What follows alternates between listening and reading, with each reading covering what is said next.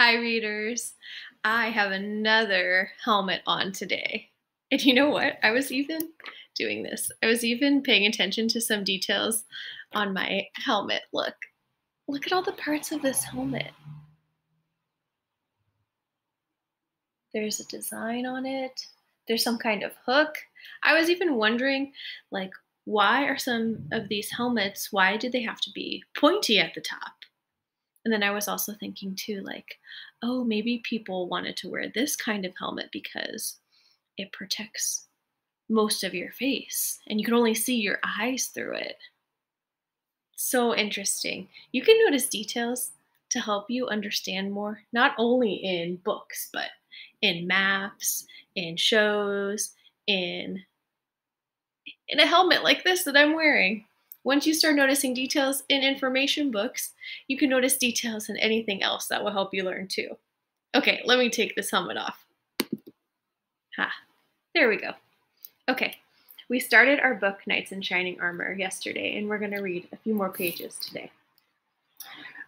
Remember when we read, we noticed that there weren't any headings. There wasn't a heading that says, oh, this page is about this. So let's go back and think about the pages from yesterday, and then let's also think about what the pages we will read will be about too. Okay, this one was really short, and it just said, the period known as the Middle Ages was also the Age of Knights. It's a nice little introduction. Okay, we read this page, and it told us what a knight was, who a knight worked for, what they got. It's like these pages told us all about what a knight is. And we even thought oh man, it looks kind of hard to be a knight. They have to fight whenever they're called upon. Remember we read this page? We were thinking, oh, this page is all about how a castle is made to protect the people inside of it. Okay, now we are on a new page. Oh, look, I'm noticing some younger boys in this picture. Okay, let's see. It took many years of training to become a knight. That's already making me think, oh, is this page all about how to train to become a knight? Let's see. First, at the age of 7, a boy became a page. Okay. Until his teens, he served his master, who was already a knight, as well as his master's family. From his master, the page learned how to fight with swords and to hunt using falcons and hawks. To improve his abilities, he played games of skill and strategy. Okay, let's do some thinking here. This page is all about how you train to become a knight, but first, you're called a page. And then, at the age of 7, is when you start learning these things and you help your master, and you use falcons, and you use hawks, and you even start to fight with a sword. Think about, how old are you right now? Are you 7? Are you 8? If you lived during this time, you might be a page and starting to learn how to become a knight.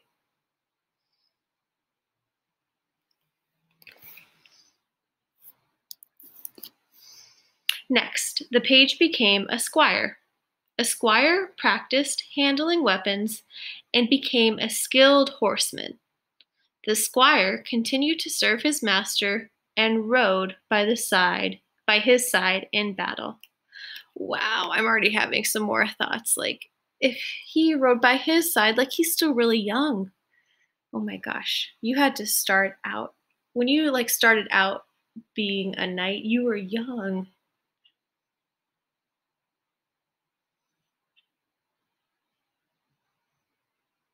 I'm still thinking about why there are certain designs on certain people's outfits. Oh, okay, look at the people on this page. Oh, I'm noticing something over here with the sword. It's labeled knight. This person maybe is becoming a knight. Okay, let's see. After years of training and practice, the squire was ready to become a knight. Any knight could grant knighthood to a squire by saying, "I dub thee," at a special ceremony. Some squires were knighted on the battlefield as recognition for great bravery during a fight. The new knight was given his weapons and sword by his master or ruler. Now the title Sir was placed in front of his name. So that's what they do. They put the sword on their shoulder and they say, "I dub thee, Sir," and then your name. This looks like they did a ceremony inside. But then we also learn sometimes this happens in the battlefield.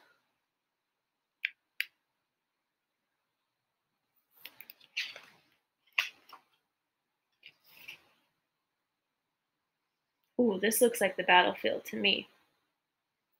Let's see what this page is all about. Let's see what details we notice. I'm already noticing something that I was having questions about. Maybe this page will teach us. Look at all of these. Let's see what they're called. Coat of arms. They look like shields to me. And look, this one looks like a tiger. This one looks like a dragon. That one's a cool design. I wonder how they pick those. Okay, let's see. To protect himself in battle, a knight carried a light wooden shield. Oh, I see. Usually covered in leather and edged in metal, the shield was also decorated with the knight's emblem. Ooh, that's a key word. What's emblem? Emblem or coat of arms. Oh, the coat of arms is the design on the shield. The emblem could be an eagle, a bear, a dragon, a lion, or anything he wanted. A knight became famous by showing his coat of arms on many battlefields. Shield. Okay, stop and think about what you would have on your coat of arms. Would you put, I wonder what I would put. My favorite color is red, so I might make a red shield. Maybe I would pick some like fierce animal to put on there too. Oh, look at this. I'm noticing some kind of weapon. Lance. I'm still noticing they're outside the castle. The knight's most important weapons were his lance and his sword. He used the lance on horseback. He pointed it at his opponent and rode toward him as fast as he could. The knight tried to kill his enemy or knock him off his horse with a single blow before his enemy could do the same to him. Wow. Oh, I'm having these questions like, is this really hard to do? That looks like it's heavy. It's such a long weapon. What do you think that these pages are mostly about?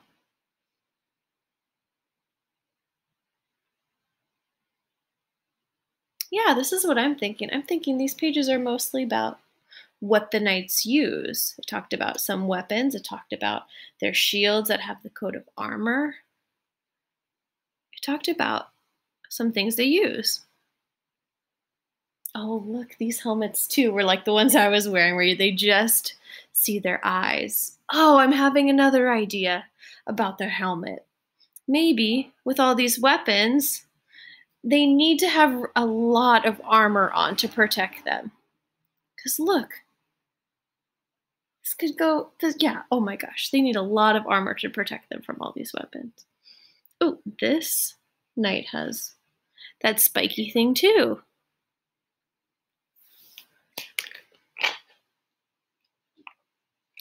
Okay, let's check out our next page and then we're going to stop here. All right. Sword. Oh, maybe this is a continuation of weapons or things that knights have. Let's see and find out. If his lance broke or his enemy forced him off his horse, the knight had to fight with his sword. Knights clashed their swords together as they fought face to face on the battlefield.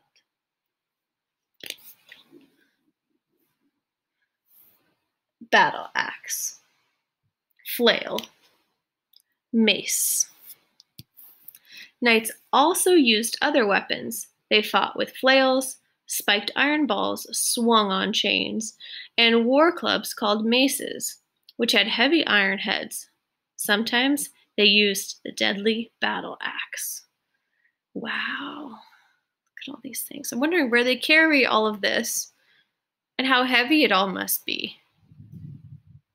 What questions are you having? What details are you noticing? Have you put any ideas together? All right, this is where we'll stop here today. We have even more pages to read. This is what our next page looks like. Keep noticing details and putting those ideas together in all the information books you're reading.